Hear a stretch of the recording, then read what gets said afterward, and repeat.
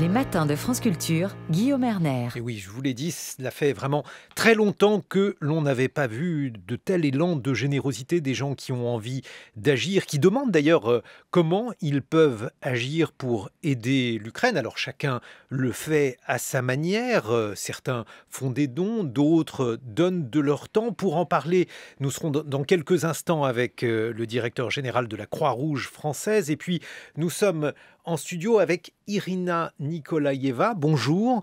Et je l'ai dit, donc vous êtes née à Kiev, vous avez quitté Kiev à l'âge de 7 ans. Aujourd'hui, vous travaillez en France, vous êtes cadre au Learning Planet Institute et vous êtes bénévole donc à l'aide médicale caritative France-Ukraine. Comment ça se déroule sur place, Irina Nikolaïeva ?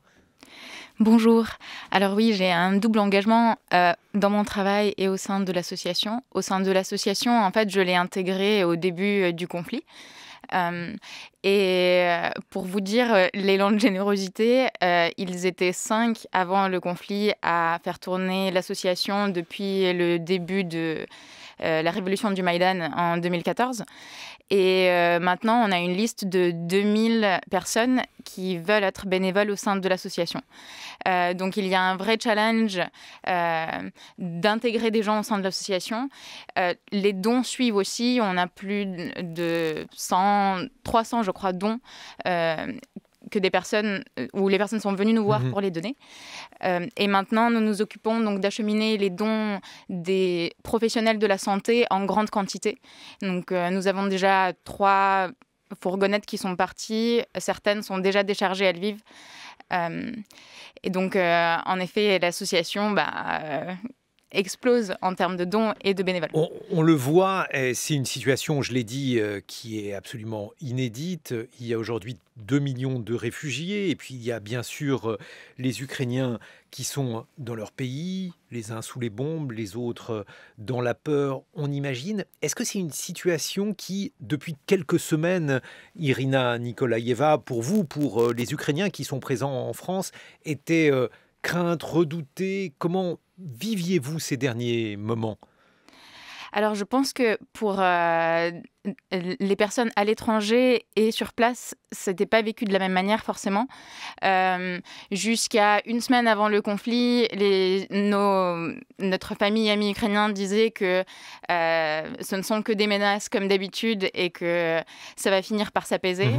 Et là, pouf, ça a explosé. On a été envahis. C'était vraiment inattendu. Les gens ont été vraiment choqués parce que c'est une intervention avec une violence sans nom et donc c'est un grand choc et je pense que c'est aussi à cause de ça qu'il y a une sorte d'énorme générosité. Il y a ce sentiment, je pense, qui est assez partagé de injustice et toutes ces émotions génèrent le fait que les gens veuillent contribuer et aient besoin de faire quelque chose en fait parce qu'il y a un choc profond. La nation ukrainienne, est-ce qu'elle signifiait quelque chose de précis pour les Français avant? Est-ce qu'ils connaissaient bien l'Ukraine, selon vous, Irina Nikolaïeva? Eh bien, je n'avais pas l'impression. Il y a très peu de gens, finalement, dans mon entourage qui y sont allés. J'étais moi-même surprise par les messages que j'ai reçus à titre personnel de connaissances lointaines et proches. Mais je pense qu'en fait, là, on voit que beaucoup connaissent directement ou indirectement quelqu'un qui a de la famille sur place, donc ils se sentent plus impliqués. En fait, la distance géographique est assez petite par rapport aux autres conflits récents qu'on a pu avoir dans le monde, donc les gens se sentent beaucoup plus concernés, j'imagine, grâce à ça. Vient de nous rejoindre Jean-Christophe Combe. Bonjour, vous êtes directeur général de la Croix-Rouge française. Jean-Christophe Combe, je le disais, cela fait quelques années que je n'avais pas vu un tel élan de générosité, mais ça, c'est mon sentiment. Le vôtre, qui lui est beaucoup plus renseigné. Qu'est-ce que vous observez vis-à-vis de l'Ukraine par rapport aux autres crises humanitaires? Il ne s'agit pas de comparer, mais hélas, ça n'est évidemment pas la première fois que le besoin, l'urgence se fait ressentir de cette manière-là. Je confirme que l'élan de solidarité qu'on connaît aujourd'hui, il est exceptionnel. J'ai un recul de 10 ans aujourd'hui sur les différentes crises qu'on a traversées à la Croix-Rouge française. On n'a jamais connu un tel élan de générosité. Il a été important pendant la crise Covid, il a été important quand on a agi au Liban, il a été important quand on a agi notamment aux Antilles après les ouragans. Mais là, on est face à une crise qui est telle, qui est inconnue sur le sol européen, je crois, depuis la Seconde Guerre mondiale, qui fait qu'on a un élan de générosité absolument incroyable en France. De mémoire de Croix-Rouge, le seul élan de générosité qu'on ait connu à cette hauteur-là, et même un peu plus, c'était c'était pour les tsunamis en Asie du Sud-Est, où là on a un théâtre pourtant lointain, mais on se souvient effectivement que l'émotion avait été très grande. Exactement, au regard du bilan humain qui avait été catastrophique, hein. C'était plus de 200 000 morts, enfin voilà, c'était des destructions massives sur une zone extrêmement grande en Asie du Sud-Est. Et donc là, on a affaire vraiment à un élan de solidarité qui est immense sur l'ensemble du territoire français et en Europe et dans le monde d'ailleurs. Enfin, moi, je suis en contact avec mes collègues des autres sociétés nationales à travers le monde. Cette solidarité, elle se vit de l'Amérique du Nord jusqu'au Pacifique. Peut-être un autre exemple pour faire mentir cette fameuse loi du mort kilomètre, parce qu'on considère qu'il n'y a que les tragédies proches qui nous touchent, mais ça n'est pas vrai. Haïti, par exemple, le tremblement de terre en Haïti avait là aussi suscité beaucoup d'émotions dans le monde. Bien sûr, je crois que on peut assumer le fait que la solidarité aussi, elle s'exerce plus facilement lorsqu'on se sent proche des gens qui sont malheureusement impliqués dans les catastrophes. Haïti a une histoire avec la France, c'est un pays aussi francophone, donc en tout cas pour les Français, ça signifiait quelque chose. Et effectivement, ensuite, en Amérique du Nord, voilà, c'est la proximité géographique, je pense, qui a joué. Vous qui êtes directeur général de la Croix-Rouge française, que fait votre organisation aujourd'hui concrètement pour l'Ukraine ? Alors aujourd'hui, plusieurs choses. Alors on collecte des dons en France. Vous avez vu avant-hier soir notamment, on a pu organiser grâce à France Télévisions et Radio France une grande soirée au profit des Ukrainiens. On fait partie du plus grand mouvement de solidarité au monde. Il y a une société nationale Croix-Rouge dans chaque pays dans le monde, ce qui fait qu'aujourd'hui, on agit en soutien à ces sociétés nationales. En Ukraine, la Croix-Rouge ukrainienne, le Comité international de la Croix-Rouge, qui est l'organe Croix-Rouge qui intervient en zone de guerre et donc qui vient directement en soutien à la population sur le terrain. Et puis, on soutient évidemment toutes les sociétés nationales Croix-Rouge tout autour de l'Ukraine, de la Pologne jusqu'à la Moldavie notamment, là où affluent aujourd'hui l'ensemble des réfugiés qui fuient le pays. Je vais vous poser une question simple parce qu'on me la pose assez fréquemment. De quoi ont besoin les Ukrainiens, la Croix-Rouge française? Que récolte-t-elle? Il y a beaucoup de gens qui se demandent comment ils peuvent aider l'Ukraine. Qu'est-ce qu'il faut leur répondre selon vous, en tout cas du point de vue de la Croix-Rouge, Jean-Christophe Combe? Dans l'immédiat, on récolte surtout de l'argent parce qu'en fait, vous le disiez, on a un immense défi logistique à organiser. Enfin, je veux dire, l'ampleur du besoin, il est énorme, que ce soit en Ukraine ou que ce soit au regard des réfugiés. Enfin, plus de 2 millions de personnes qui ont traversé la frontière, plus de 7 millions de personnes, je crois, qui sont déplacées dans le pays. C'est considérable. Ça nécessite en fait des masses en fait, de besoins, que ce soit de l'aide alimentaire, des produits d'hygiène, des médicaments, du matériel médical, etc., qui demandent une logistique énorme. Donc c'est plus facile et plus adaptable aussi pour nous, parce que les besoins, on voit qu'ils évoluent de façon extrêmement rapide, de pouvoir assurer nous-mêmes la chaîne logistique, de commander des biens dont on sait qu'on va vraiment avoir besoin sur le terrain, plutôt que de récolter des dons en nature. Comme je vous le disais, il y a un élan humanitaire. On l'a vu par exemple lors d'une soirée qui, avant-hier, a été organisée en commun avec Radio France et France Télévisions, qui a réuni 8 millions de personnes devant le poste. Et puis, on entend parler d'initiatives qui sont faites par des Français qui, à la différence de vous-même, Irina Nikolaïeva, n'ont pas de lien particulier avec l'Ukraine. Par exemple, on voyait cela hier à la télévision, au journal de France 2. Ils viennent de parcourir 2000 km.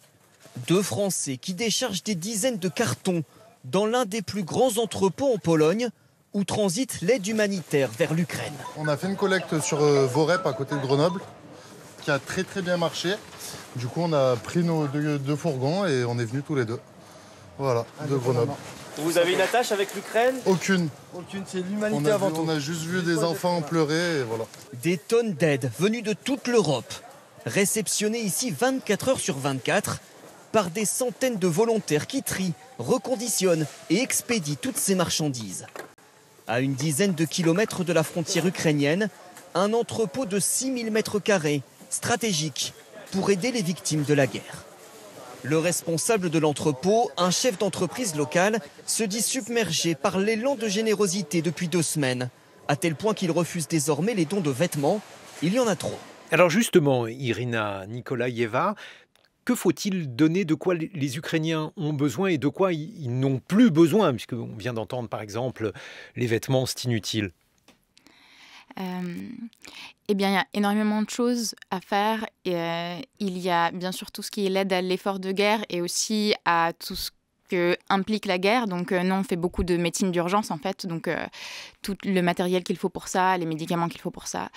Parce que vous manquez aujourd'hui de médicaments ? Oui, on manque de matériel et de médicaments pour soigner en urgence des blessés de guerre. Il y a le besoin de tout ce qui est accueil de réfugiés. Donc là, ça va être en France ou dans les pays environnants qui, pour l'instant, accueillent la très grande majorité des réfugiés. Donc il y aura besoin d'appartements, en fait. Il y aura besoin de gens qui veulent bien accueillir chez eux des personnes. Il y a besoin d'argent, en fait, finalement, comme vous le disiez, c'est ce qui permet le plus de flexibilité. Mais alors ça, c'est facile de faire parvenir cet argent en Ukraine, parce que on ne sait pas très bien dans quel état est le pays, ça dépend bien sûr des villes. Est-ce que cet argent arrive ? Est-ce qu'on peut être certain aussi, Irina Nikolaïeva, que cet argent arrive bien ? Donc il y a beaucoup de fonds qui ont été mis en place par le gouvernement ukrainien vers leur compte direct, donc ça élimine des potentielles sources de non-arrivée d'argent. Il y a des associations donc, qui sont en contact direct comme la Croix-Rouge ou bien notre association AMC France-Ukraine a aussi la possibilité de donner des dons en ligne et nous on est en contact direct aussi depuis 2014 avec les hôpitaux ukrainiens. Jean-Christophe Combe, vous, à la Croix-Rouge, vous avez l'habitude de faire ça. Vous agissez à différents niveaux pour les réfugiés, pour les gens sur place. L'argent, comment vous le faites transiter et est-ce que vous avez des équipes sur place ? Comment ça se passe en Ukraine aujourd'hui ? En Ukraine, alors aujourd'hui c'est essentiellement le CICR qui organise ce type d'activité. On a l'habitude, on appelle ça les opérations de cash transfert. On distribue à la population locale de l'argent. Donc c'est pas encore en place, mais ça va être mis en place probablement dans les jours qui viennent pour venir en soutien direct à la population. Alors ça, c'est très simple. Soit ils ont un compte bancaire et on peut verser directement l'argent sur le compte bancaire, soit ça passe par des cartes bancaires, en général des cartes prépayées, pour pouvoir permettre à la population de se nourrir, d'aller acheter. Voilà. Lorsque ça marche, là on est dans un pays en guerre, on voit bien qu'aujourd'hui il y a des gros problèmes d'approvisionnement, y compris dans les zones qui ne sont pas directement touchées par le conflit, et c'est pour ça qu'on délivre aussi directement l'aide humanitaire sur place. Et puis je précise qu'en Ukraine, effectivement, nous aussi on met en place des hôpitaux, on apporte les premiers soins. Enfin voilà, on aide aussi la population à se protéger vis-à-vis du conflit. Et pour la prise en charge des réfugiés ? Alors la prise en charge des réfugiés, elle se fait soit à l'ouest de l'Ukraine, soit dans les pays limitrophes. Et là, avec la mise en place de centres d'accueil, d'hébergement, alors vu la masse, malheureusement souvent c'est des choses plus ou moins précaires. C'est des hébergements dans des gymnases, sur des lits-picots, dans des structures publiques, sous tente aussi, parfois malheureusement, malgré le froid. Avec une présence forte des bénévoles, des volontaires de la Croix-Rouge pour soutenir la population, apporter de l'écoute, du réconfort, des premiers soins psychologiques, parce qu'on est là avec des populations qui sont particulièrement affectées par le conflit. Irina Nikolaïeva, on a l'impression qu'il y a peu d'Ukrainiens en France.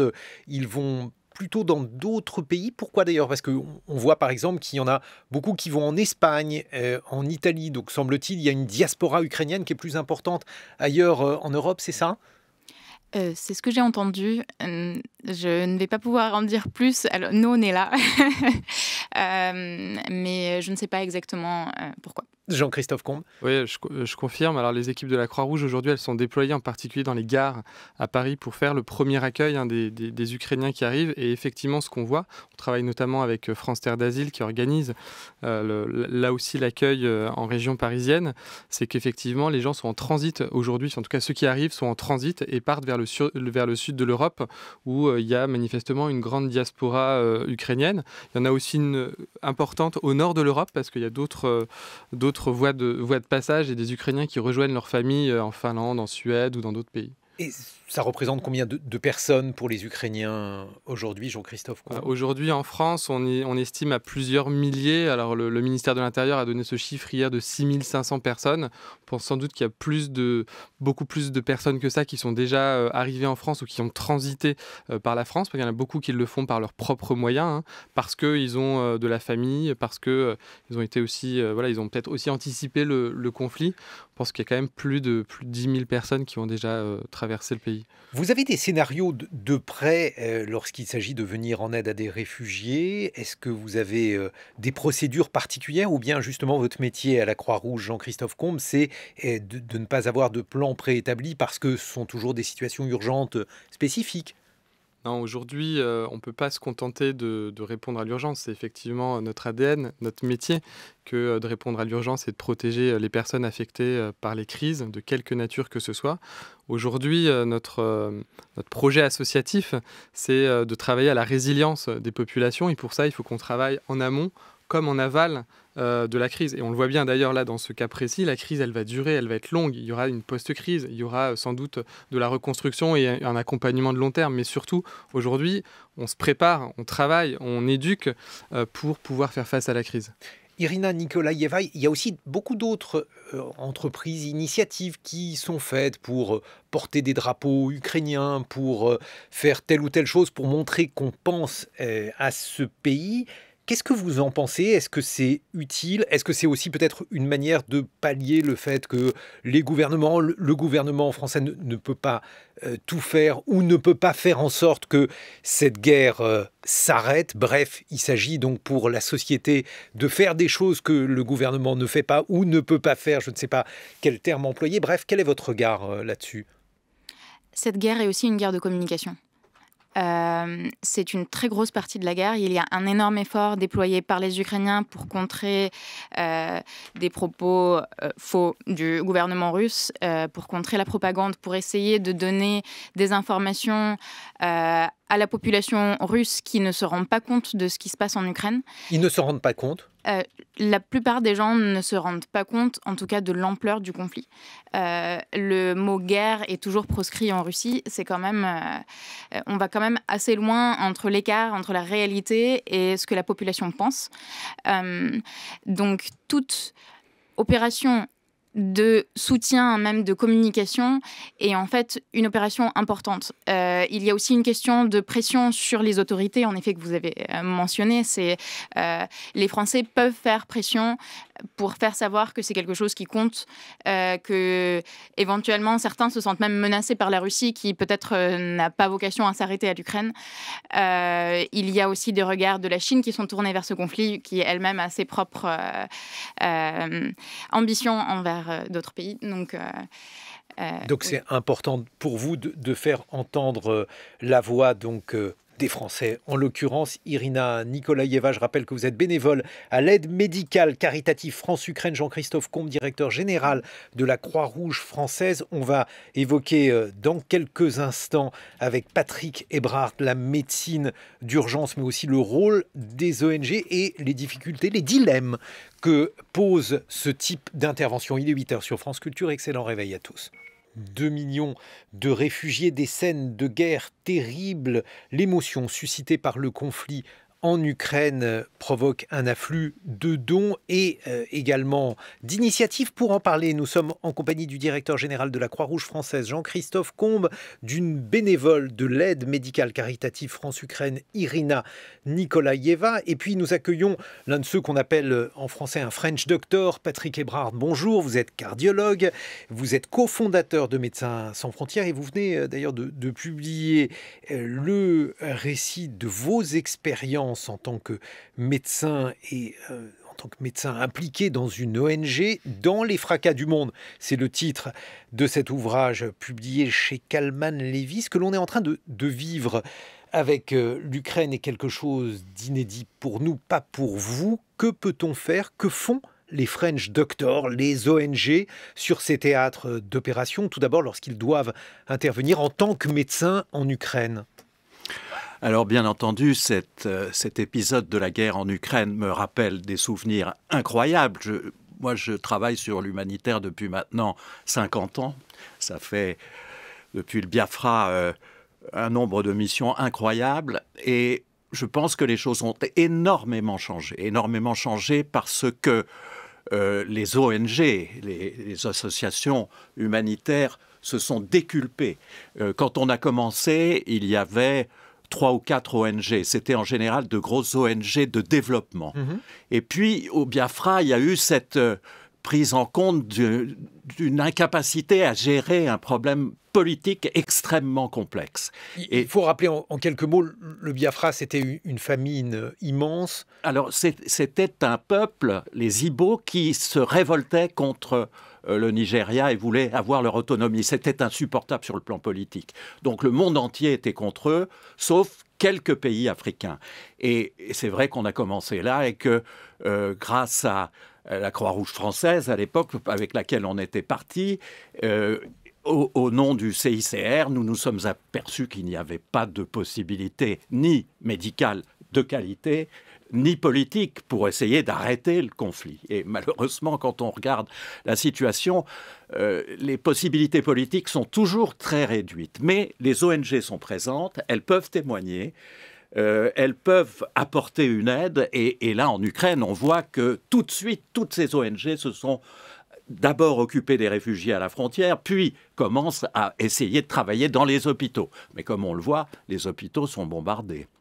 Les hôpitaux, l'Ukraine est un pays qui a une structure hospitalière tant que celle-ci, évidemment, n'est pas atteinte, hélas, par les bombes russes. Mais est-ce que c'est véritablement important, par exemple, de faire de la médecine lorsqu'on est une ONG étrangère en Ukraine? Est-ce qu'il y a d'autres besoins? Justement, quel regard portez-vous sur les situations de guerre telles que celles qu'on observe en Ukraine, Patrick Hébrard?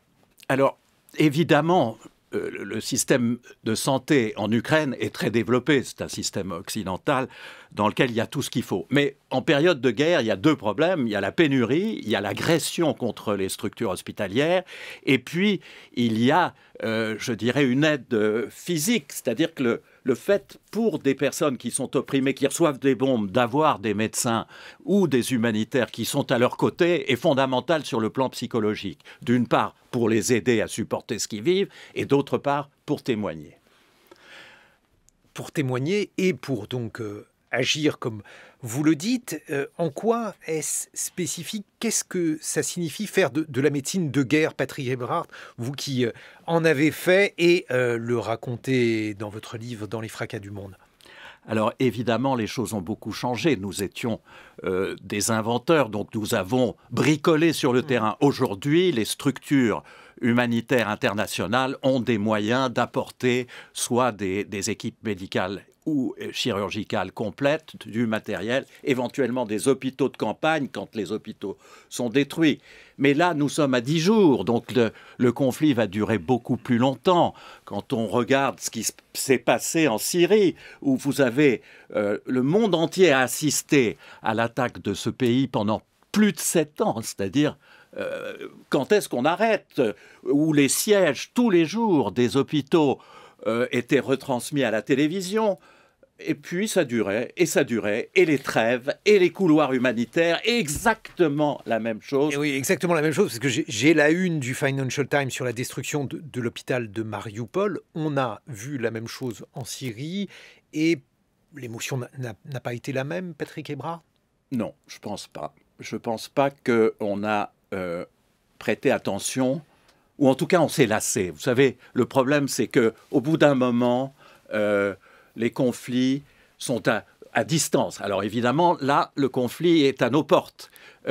Quand il est à distance, au bout d'un moment, on dit oui, c'est triste, mais c'est comme ça. Alors Puisque vous parlez de distance, je me souviens, alors cette fois-ci c'était en 1981, la Pologne, la création donc d'un syndicat libre, Solidarność, opposé au gouvernement et à la dictature polonaise d'alors, avait déjà suscité beaucoup de compassion et beaucoup de mobilisation en France. Absolument. Je me souviens très bien, on avait fait un mouvement qui était très politique. En fait, c'était la bipolarisation, et vous aviez les communistes et le monde libre, entre guillemets, et donc, évidemment, on aidait ces Polonais qui résistaient au communisme. Et tout ceci était géré par des associations polonaises, par un certain nombre, et surtout par des intellectuels.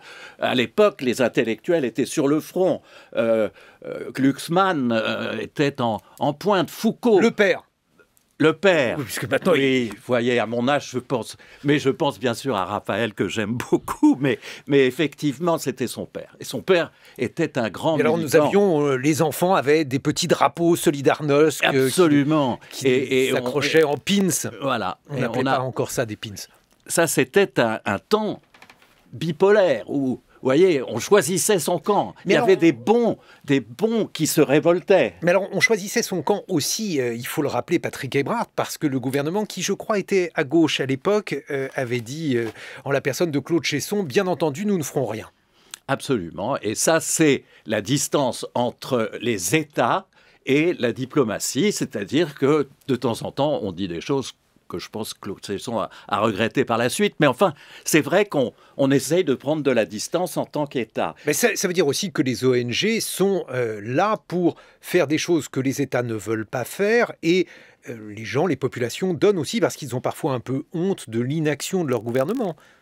Alors, on peut dire ça. C'est vrai que mais bon, aujourd'hui, si vous regardez les structures de financement qui existent, à part la générosité du public qui est immédiate, mais qui va peut-être se freiner un peu, c'est vrai que l'opinion publique peut faire pression sur ces gouvernements. Mais dans la crise actuelle, qui est tellement complexe, où vous avez des gens qui donnent des avis toutes les minutes sur ce qu'il faudrait faire, comment on peut faire, qu'est-ce qu'on va avoir, est-ce qu'il va y avoir la guerre, est-ce qu'on va utiliser, tout ça, le public est absolument désorienté et fait preuve d'une générosité exceptionnelle, et on le voit depuis quelque temps, non seulement sur le plan matériel, mais également d'accueillir des gens chez eux, etc.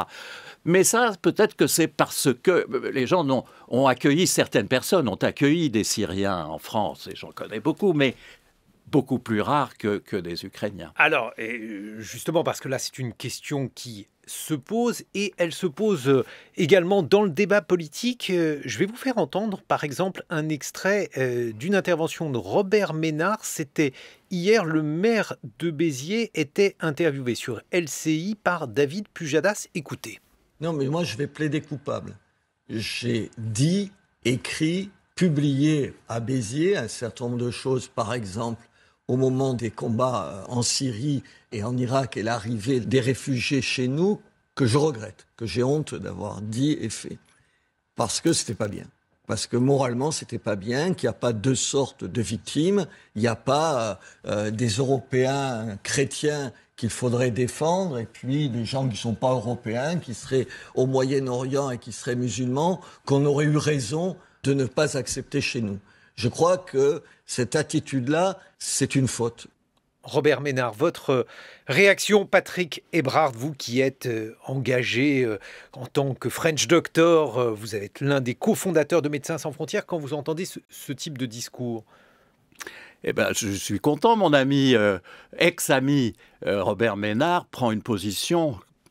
Bon, après, ce qu'il a fait, ce que je n'ai jamais compris, parce que c'est vrai que cet homme avait été un défenseur des droits de l'homme de façon très efficace, et tout d'un coup, il se retourne vers ce que l'on exprime en France. Bon, comme mais il fait un mea culpa, peut-être pas dénué d'arrière-pensée politique d'ailleurs, parce que je crois qu'il y a un autre candidat à l'extrême droite qui n'a pas exactement le même point de vue sur les réfugiés ukrainiens, mais on voit bien quand même cette prise de conscience qu'il y a un deux poids, deux mesures, ce que les ONG savent, puisqu'elles savent qu'il y a des causes qui, je vais mettre les guillemets qui conviennent, sont plus faciles à vendre que d'autres. Bien sûr, vous imaginez ces réfugiés qui depuis maintenant 10 ans fuient le Moyen-Orient. Vous avez un pays comme le Liban, le Liban a accueilli 2 millions de réfugiés. C'est un tout petit pays. Alors, ce sont des réfugiés d'à côté, mais le monde entier devrait accueillir ces réfugiés. En Allemagne, quand il y a eu la réunification, ils ont accueilli 10 millions de personnes, enfin plus même. Et il y a tout... Alors, quoi qu'il en coûte, je veux dire que c'est le moment d'appliquer les règles. Jean-Christophe Combe, qu'est-ce que vous en pensez, vous qui êtes directeur général de la Croix-Rouge française? Moi, ce que je trouve intéressant, c'est les vertus pédagogiques de la situation actuelle. Ce qu'on voit, c'est pas... et ce qu'on dit, c'est que l'humanité, elle ne peut pas être différente en fonction de votre race, votre origine, votre religion. Voilà, ce qui nous pousse à l'engagement et à la solidarité, c'est bien cette humanité qu'on a tous en partage. Et ce qu'on voit, c'est vrai.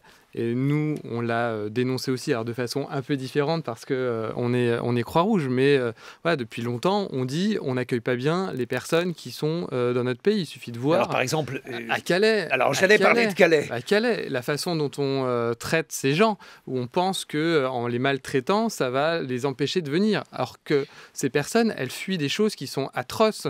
Et donc, on en prend conscience aujourd'hui parce que la guerre est à nos portes et donc ça nous touche. Pour autant, les Ukrainiens, ils fuient la même chose que ce que fuyaient les Afghans ou les Syriens. Alors on peut peut-être être optimiste, en tout cas faire une parenthèse à cet égard, puisque imaginez que là, il y a une prise de conscience et que peut-être on va agir autrement avec tout type de réfugiés. Je ne sais pas si ça va changer fondamentalement. Je pense qu'il y a un avant et un après crise en Ukraine. C'est à nous aussi de faire de la pédagogie autour de ça et d'expliquer peut-être qu'il y a deux débats. C'est-à-dire qu'il n'y a pas le débat, il ne faut pas tout mélanger. C'est-à-dire que le sujet, c'est pas est-ce que notre pays doit être accueillant ou est-ce qu'il y a trop ou pas assez de personnes ou de migrants en France. C'est-à-dire qu'il y a une situation objective, il y a des réfugiés, des gens qui fuient des situations qui menacent leur vie et qu'on se doit de protéger. Irina Nikolaïeva, vous qui êtes engagée en tant que bénévole dans cette solidarité avec l'Ukraine. Oui, alors par ailleurs, je travaille aussi au Learning Planet Institute, qui est un établissement de formation des publics de tous les âges. Et l'objectif, c'est aussi d'apprendre à devenir citoyen du monde et à réagir à ce genre de défis. Le Covid en était un. Aujourd'hui, on a l'Ukraine. Demain, on en aura d'autres.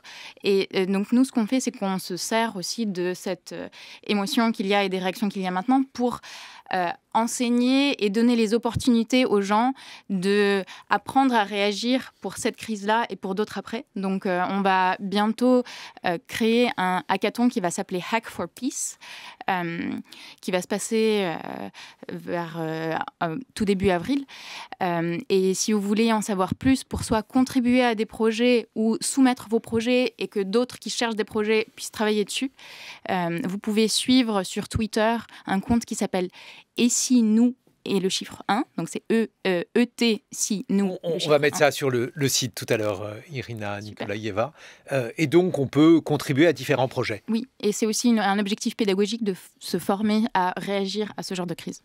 Et ce que l'on voit, en tout cas, lorsqu'on reprend l'histoire longue, parce que des crises des réfugiés, alors on a bien entendu la guerre en Syrie et ses répercussions. Si on remonte quelques années en arrière, Patrick Ebrard, il y a aussi la crise de ceux qu'on appelait les boat people. Absolument. Et ça, c'est en 1980, donc il y a 40 ans. Ces réfugiés de la mer de Chine que Médecins du Monde avait contribué à les recueillir, alors que c'était des réfugiés qui fuyaient le communisme. Donc là encore, nous sommes dans une dynamique antérieure avec une bipolarité, et on disait ces gens fuient le communisme, il faut les aider. Et comme finalement...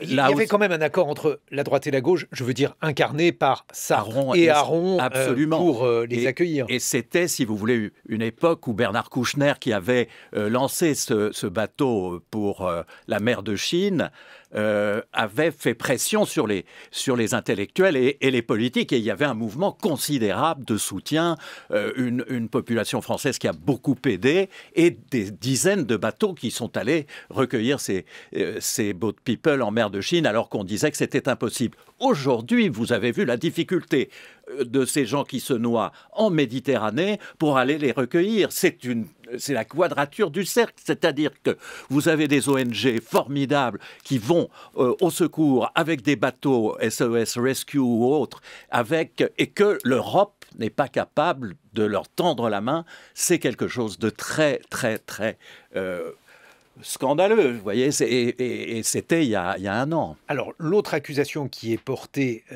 contre les ONG, c'est moins quelque chose de présent aujourd'hui dans le conflit ukrainien, puisque jusqu'ici, en tout cas, les choses sont claires, c'est d'être instrumentalisé par un camp ou par un autre, et finalement de faire de la politique sans le savoir, ou d'aider un camp qui ne mériterait pas, du point de vue politique, pas du point de vue humanitaire, de l'être. Patrick Hébrard. Vous savez, nous avions un principe, c'était de dire, quand on est avec les gens qui reçoivent les bombes, on se trompe rarement. Alors, on peut se tromper sur leur idéologie, c'est vrai, mais si vous êtes avec eux pour les aider au moment où ça va mal, en général, c'est ce qu'il faut faire. Mais on peut fournir une aide qui est distraite par exemple, un pouvoir en place, un pouvoir qui ne serait pas démocratique. On peut aussi considérer qu'on a affaire à une crise humanitaire, alors qu'en réalité, cette crise humanitaire, c'est d'abord une crise politique. Le Biafra, ça n'était pas une famine naturelle, entre guillemets, c'était une famine politique. Ah, c'est ce qu'on reproche toujours aux humanitaires, c'est-à-dire vous aidez à prolonger la guerre, ou vous aidez... Mais non, notre principe, c'est d'être auprès des gens qui souffrent. Et si vous êtes auprès des gens qui souffrent, vous vous trompez rarement. Alors évidemment, après, il faut discuter, il faut que les gens comprennent, il faut qu'on ait des moyens de pression pour arrêter le conflit. Et c'est ce qui manque aujourd'hui, c'est-à-dire qu'on parle beaucoup militaire, mais on ne parle pas assez de comment il faut protéger les gens, essayer d'arrêter, de faire des couloirs humanitaires qui sont très difficiles à réaliser. Justement, les couloirs humanitaires, expliquez-nous, parce qu'on voit bien qu'à la fois ces couloirs humanitaires sont une nécessité, ils sont instrumentalisés par les Russes de différentes manières. Et là, c'est quelque chose que l'on connaissait déjà en Syrie avec pratiquement les mêmes protagonistes, Patrick Hébrard. Absolument. Et c'est vrai que ce sont souvent les avions russes qui bombardaient ces villes assiégées et que pour arrêter le conflit, on a demandé 10 fois des couloirs humanitaires qui ont été évidemment organisés avec le CICR, etc. Et puis... ça ne marchait pas. Ça n'a jamais marché en Syrie, malheureusement. Alors, ça n'a jamais marché, non pas du fait du bon Dieu, mais ça n'a jamais marché parce que bien souvent, ces couloirs humanitaires ont été instrumentalisés pour faire monter la pression sur les populations civiles. Lorsqu'ils ont été ouverts, ces couloirs humanitaires ont bien souvent été bombardés, notamment par les Russes, ou bien encore, les Russes sont passés maîtres dans l'art d'organiser des couloirs humanitaires, de continuer à les bombarder et de poursuivre des négociations soi-disant de paix. C'est quelque chose qui a été largement documenté en Syrie, Patrick Hébrard. Oui, je pense qu'il y a ce qu'on appelle le droit international qui est fondamental et qu'il faut respecter. Il y a un autre élément qui a été développé par les ONG humanitaire et qui est la responsabilité de protéger. Cette responsabilité de protéger, j'y crois beaucoup. Malheureusement, elle est difficile à faire accepter.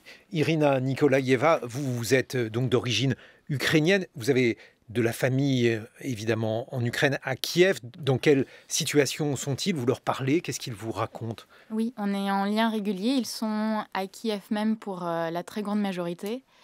Il y a véritablement un sentiment d'union de la population. Donc, mes cousins se sont engagés à l'armée. On est plutôt une famille d'intellectuels, donc c'est quelque chose qui n'est pas évident pour nous. Et donc, les familles restent auprès des cousins aussi pour les encourager et pour rester unis.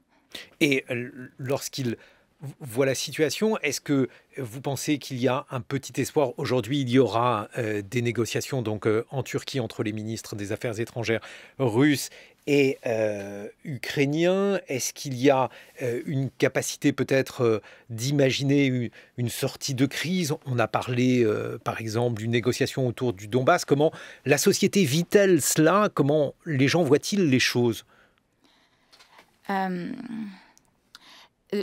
d'un air assez désabusé. Il pense qu'il faut se battre.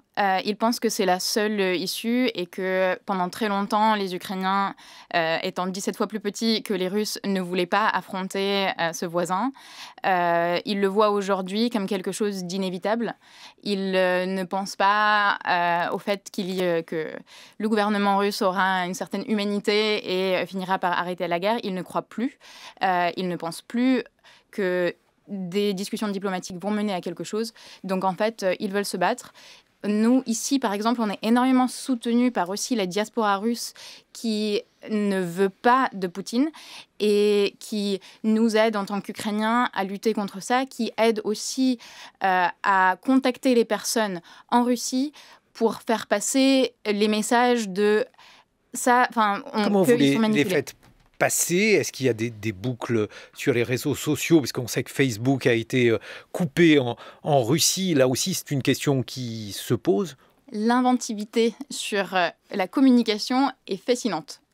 Donc, il y a énormément d'initiatives. Les Russes ont mis en place un système où, en fait, ils donnent une base de données de 40 millions de numéros de téléphone pris au hasard et ils disent à d'autres Russes à l'étranger d'appeler ces numéros, de créer un contact avec les populations locales et de passer directement via le téléphone, humainement, se parler.